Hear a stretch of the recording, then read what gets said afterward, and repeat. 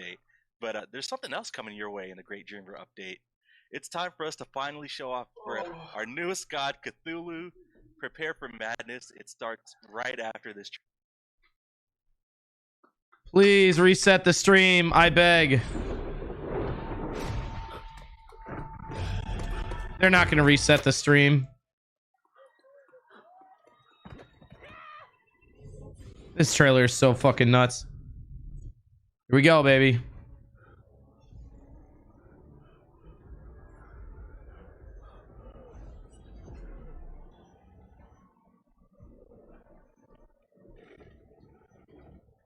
The audio is so bad.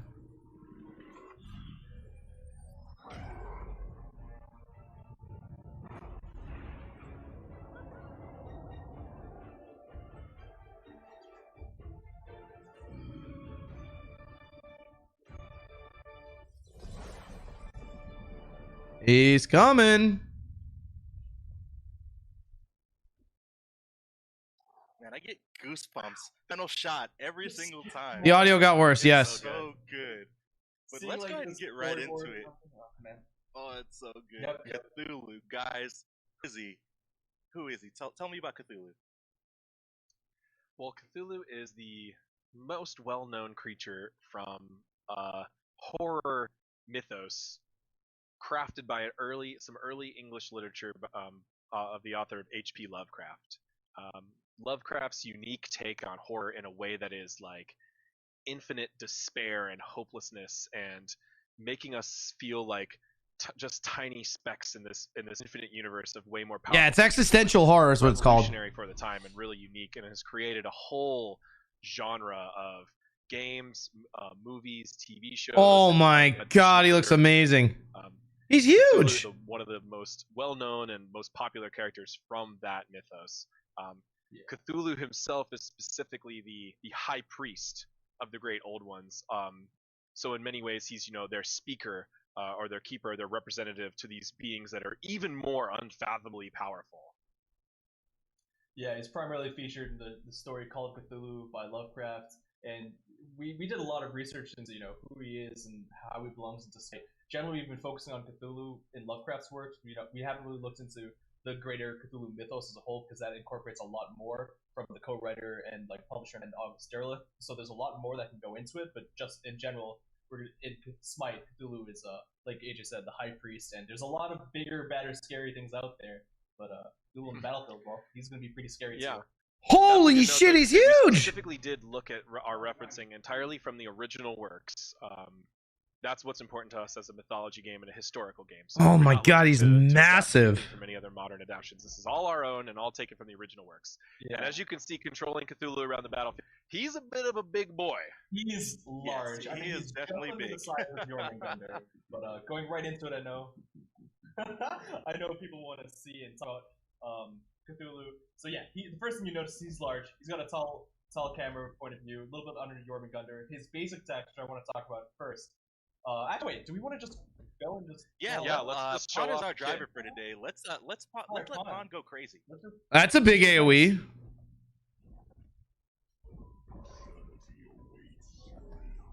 Oh my god, look at those visual effects. What?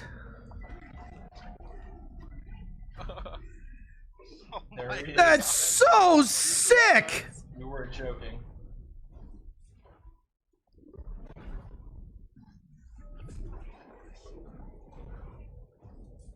Bro! Pretty insane. A big playable character. He gets larger. I know some people were trying to understand, what is, I saw the data mine. What does 3.5 mean? Is he going to be bigger than Jormungandr? Is he going to be bigger than Jormungandr's ulti? He can't be bigger than that. Oh my god, dude. Yeah, he really is. And there's no better word to describe him than insane. Am I right, Clumsy? Yeah, absolutely. Disclaimer as well. We're PTS will be later on this week, I believe. But even right now, yeah, PTS is Friday. In the temporary state, I think most of these sound effects that are still coming in, as a couple of bugs here and there. But we'll have those noted down. And obviously, anything that you guys see, let us know. Let's let you guys know beforehand. All right, I'm telling you right now, auto attack based, all the rings. Yeah, So I wanted to start with his basic attacks because that kind of starts it up a little bit. But although his passives are pretty important too. But for his basic attacks, he has a 3-hit chain.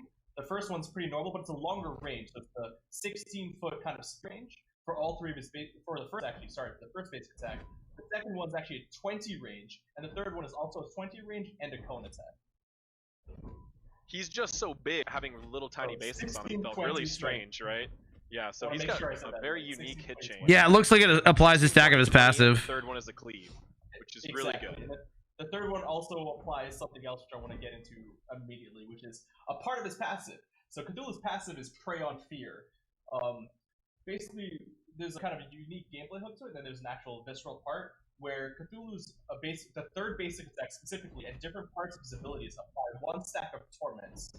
When you 4th stack torment, the enemy goes insane, which is kind of the effects you see right there. If you go insane, well, some pretty crazy stuff happens. We can show that off for you. So there's a little preview for his ability 1. There we go. Get the fuck out of here. This is purely on something that you see in your client. You are insane from the Cthulhu, and you can see that you've been brought into his universe just a little bit. You've got the tentacles. You've got. It's kind of cool, but it doesn't like have like gameplay elements to it, though, right? Hallucinations. But to explain that passive a little bit more, once you get to 4 stacks, you go insane. And the actual part, which will be displayed as passive meter, of course, that's temp right now. Is that if Cthulhu is nearby any enemies that are insane, he gets 25 power per enemy that's insane. Oh wow! What? He gets 25 power per enemy that's insane? That's disgusting. Right? Part of his absolute essence as a character. He drives people insane just by being around him, just by being near him. Even gods fighting against him is tiring for them, right? It's mentally taxing for them. Fighting against holy shitballs shitballs! Slowly drives them insane too. If you're an enemy god and you go insane, you're gonna see those eye tentacles all over your map. It's a relatively long debuff, but Cthulhu can break you of it for an additional bonus, which we'll get into in his ability 1. But if you're interesting, insane, you're gonna see those crazy effects and distortions. You're also gonna hear phantom ability audio, right, Clumsy? So you're gonna hear. Oh, okay, that's big. Loki stealths, even if they're not in your game, you're gonna hear those fake sounds to really kind of scary. Yep, exactly. Yeah, so those are kind of the audio super scary. That's fucking cool as shit. Insanity itself lasts for 20 seconds, but as we talked about, Cthulhu's AO1 is a massive component of this kit. I want to go into that quickly because that kind of changes the way and influences the way you play through the torment. So right now it's just a countability, pretty fast. There's a blast of energy, and it also reduces the enemy's attack speed that are hit. Also, if you are hit by this ability, it's what we saw a little bit earlier, where you'll see Cthulhu as kind of like a superb creature material, and you're going to be doing less damage to him. So that's that mitigation that we talked about. You're gonna be doing Okay, interesting. Less damage to Cthulhu. Right. It also applies 1 stack of torments, but 2 stacks if you are facing Cthulhu. So that means this is your primary way of increasing torment outside of the basic attack. But the important part is that if there's an enemy that's already insane and you use Sanity Break on them, you consume your insanity and you fear them for a short duration. You gain a permanent stack of mitigation for the next time you use the ability. So if you actually look, right, like I said, this is going to be involved in the passive meter, but for now, if you see that AUX number 1... So permanent mitigations of fear... Damage mitigation per stack. So the next time... Individual mitigations... 21% mitigation rather than that base. Wow, 21% mitigation. That's fucking insane. 30%.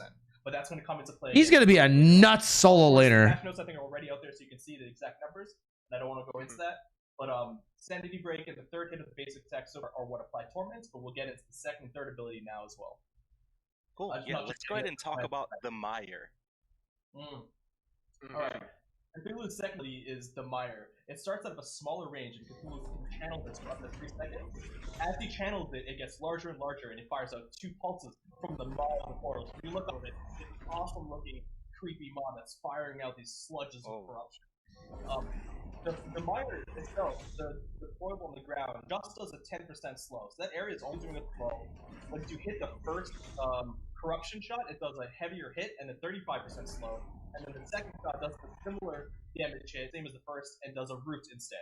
So this goes from a 10% slow to a very short 35% slow into a root. So you can Right, see so right there. Cthulhu is a guardian because he's large and magical, right? It makes the most sense. Yeah, exactly. And this is his primary AoE CC ability, which is really important to a guardian type gameplay. Whether you're going to play him in the solo or the duo, That's lane, interesting. being able to learn the timing for this ability. So it's a and slow learn into a positioning for it root. to Dude, lock he's down a your Gem of seems to ISO be candidate, really huh? important for your team to win. It also should be noted that this is a channeled ability that is easily interrupted, right? So you can be hit by stuns or silences, etc. while channeling, and Cthulhu will cancel it early and will not get the additional. The ability does not grow unless he's channeling it, so you can go ahead and cancel it early, as our driver there just showed. Get a single crunch shot. Yeah, you can get a single tick of damage. There won't be anything else. So you can just slow and torment them. You don't even get damage off. Interesting. You're gonna stack up to a maximum of 2 torment, which is why Sword and Knock are going a little bit more insane as they fire. Right there. And how many stacks of torment are they going for, Clumsy, for the sanity break? So they're going for 4 stacks, provides 4 insanity, stacks. And this ability. Yeah, so you could, and then 1 more. Okay. Yep. So you can get 2. 2 from the 1, 2 from the 2, up to for stacking the passive. Yeah, exactly. Yeah, conditional 2. Conditional 2 ability, right. Rushing Terror. Well, we think we saw this a little bit. This is a dash that Cthulhu does, but before he does, Got 3 hitboxes. 2 projectiles to his left and his right. So if we see him fire this out, this is one of my favorite like sounding and feeling abilities. Quick fire dash. If you hit an enemy, you deal damage. You stun them slightly, you knock them to either the left or the depending on which side they're closer to.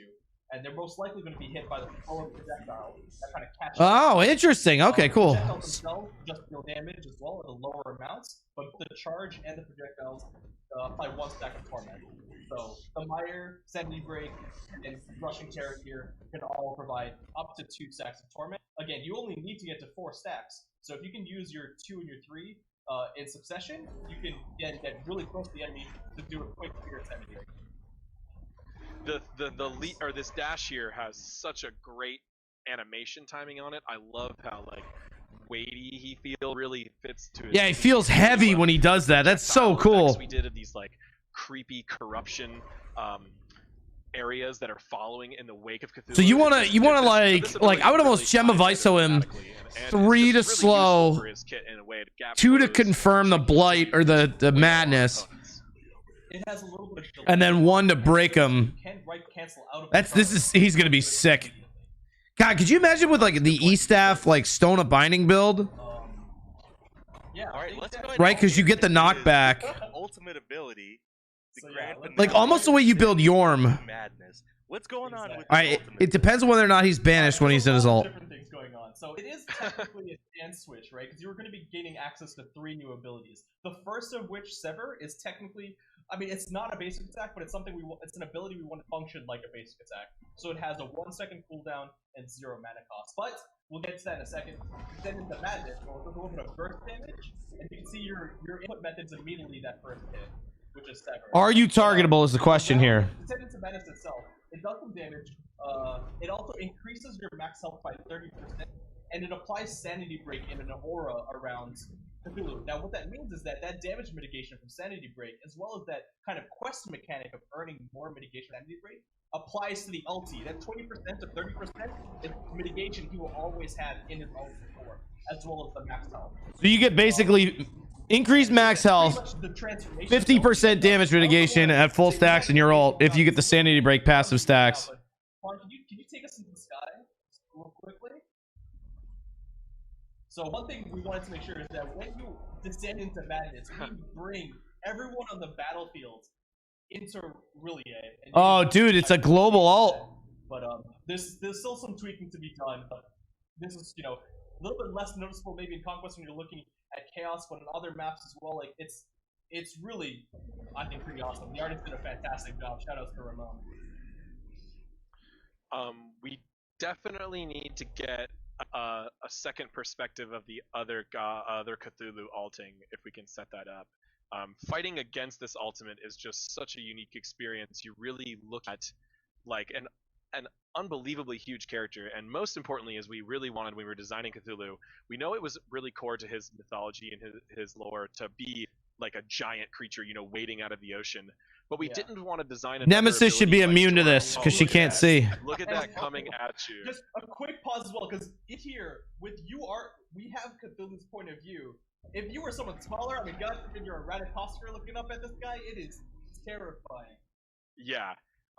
But we wanted to keep him in the play space. We didn't, like, essentially, you know, you could even compare Jorm's ult to something almost like Rama ult, where you're really out of the play space, you're just attacking the area. People can't fight back against you. And we were like, what's something that we could really make feel like Cthulhu, really feel like you're battling against this crazy monster, is we wanted people to have to fight back against it. So Cthulhu is fully damageable, although he does get some significant buffs to how much damage he takes. But you can fight back against this Cthulhu even during this state. Although it is no well, Hoax, you got to remember, he's looking up at the other Cthulhu from a Cthulhu's perspective, who is twice the size of every other god. It's like two kaijus against each other. It is really fun, and we've had it a lot in our playtests, and I'm sure since this god is going to be so high, people are going to want to play him on both teams. You're going to get that. You're going to get that feeling a lot. Although I would say in most of the cases, it's not really worth your time as a Cthulhu to be wailing on the other Cthulhu. You should be using this ability to be running down the enemy carries, the mages or the hunter. Really use your tanky. Seem a little slow. So your team can follow up. Yeah. PTS is Friday, and we're definitely gonna fucking play. Which I talked about a little bit earlier. It's this basic attack-like ability. It's a 1-second cooldown, 0 mana cost, and it just deals damage to the area in front of you. It's free projectile. You only get hit by a maximum of 1 projectile. Also, the ability does not apply item effects, but it does apply a damage protection shred debuff, which stacks up to 5 times. So every time you hit someone with that, it shreds their protection by 3%, up to a maximum of 5 stacks. So you kind of are incentivized to keep people, you know, going. If you can get out of the range, you have a chance of not getting shredded even further and taking any more damage. Holy shit, man! That much prot shred is fucking insane. It's running away from his little. I wonder if it speeds up with attack speed. Incorporate his second ability in that form, Devastate, which all it really is a projectile fire AOE that doesn't knock off. So projectile AOE knock off on a, I think a 5-6 second cooldown. So pretty middling. Especially when you incorporate the duration of this ability, which can go from 12 to 16, I believe. This is just absolutely amazing. Sorry. Oh, it's so good. Can't even talk. But might as well start with Transfuse, which is the third ability, is an AoE around him. And what this does is it actually heals your allies, but it takes away health from yourself. So it's got a little bit of Guardian aspect finally getting in here, right? So you can heal your allies in team fights with the 3. Allies around him, power, movement speed, and some max health as well. So it actually hurts Cthulhu to do so. It also does a little bit of damage to enemies. It's probably the weakest of the ultimate abilities, and it has a little bit of a fall off depending on how far away you are as well. Character I think came together in so many amazing ways. Clumsy, gotta hand it to you. They nailed it. I mean, I think this guy is insane. I'm happy with how he's turned out. Also, I'm so proud of him. All right, so here's your build. You ready? Warriors, solo laner, maybe even a guardian, but yeah. Thebes and all that seems like a waste on him. The animation team, the effects team, the modeling. You're gonna go. Materials. There's so many people that I want to shout out that I can't shout out. Warriors blessing. I know the programmer Alex has just been working day and night to make sure even Lifesteal boots. Small things like the Lifesteal boots. Feel fantastic. Stone of binding. There were times where we had to sacrifice certain things. Now you can just see how awesome. Breastplate, or even like a Jade Emperor's crown. This massive behemoth in this world of Void Stone, E-Staff, Mantle, and you're just gonna fucking shit on everything. This was no easy god to design. Clumsy and I were in conference rooms debating over future designs for some of the longest times I've ever seen. But we found something that really worked for him, and the art team. I mean, we can see just the model of Cthulhu that we shared on social media. That is going like straight viral. You know, people are impressed with our artwork all across the game. This god is fucking so sick. Games and movies and this is the best. It just really. This is the best release they've ever done. All of this while hands down. Crazy news. It's the most exciting. And fuck anybody who thinks that he doesn't belong in Smite. If you watch this video on YouTube as a highlight to Twitch, or if you go back and you watch the patch notes and you don't think that Cthulhu, the way they've designed him, belongs in Smite, then you shouldn't be playing the game. His voice is so good too. We have to hear more of that. His voice is phenomenal. Yeah, we've got some awesome voice lines coming up a little bit later. But okay. for his playstyle, what are you guys thinking? Mainly bruisery, solo lane. Where do you guys gonna fit? So We said solo originally, but lately he's been really showing up in the duo, right? We knew going in that he's gonna be an aggressive guardian, right? I mean, he'll do fine in support, but like, he can be a backline support guardian. So we instinctively thought that's gonna make him really strong in the solo lane. We didn't really want to shoehorn him anywhere, right? When we're gods, we don't go, okay, he has to be in this lane no matter what. We just want to create Cthulhu, a damaging guardian. And initially, we did a lot of. It depends on what the heal gives. Pretty strong. He can definitely compete with other strong solo laners, and we definitely did some support tests as well. He's a guardian after all. But what we started to notice is that as we were tweaking his balance, he became a little bit of a stronger support. Dude, he's the size of the Gold Fury. Almost, because things like the Mire Rushing Terror, you can hit the minion wave and the other two characters, or at least one of them. While in the solo lane, it's a little bit hard to get that entire cleave damage on one person who's really prepared for it. Also, the ultimate Descendants of Madness is way easier to chase one of those two Swish guys down than this warrior or guardian who's likely going to be building defenses against you. Pawn. Just giving you guys an idea on Cthulhu's scale here. But yeah, he's huge. Which makes the Pyromancer look tiny. Yeah, Cthulhu looks 14% max HP. But, yeah. Let's go ahead and break down some of the recolors and Serb will be good. That Are you got, Jesus? Ready for you guys. The first one is Cosmic Horror, his standard recolor, and Cthulhu's original model is kind of green, but all right, I can see him doing well in the support role just because he's gonna have so much pressure. Like he's got great clear, he's got good disruption, he's got prod shred, he's got a sick ultimate. Sleeping under the water, descending from the sky, lingering in the minds of the mortals. I wait, I watch, I hunger. Is that Doug Cockle? He's so creepy. Oh my gosh. All right, the next one we've got up is Ascended Cthulhu. You guys are going to be able to unlock this recolor from the Season Pass 2020. A little bit more rich tone, but this one looks amazing as well. Let's take a model and listen to another voice. No, the mitigations are fucking huge.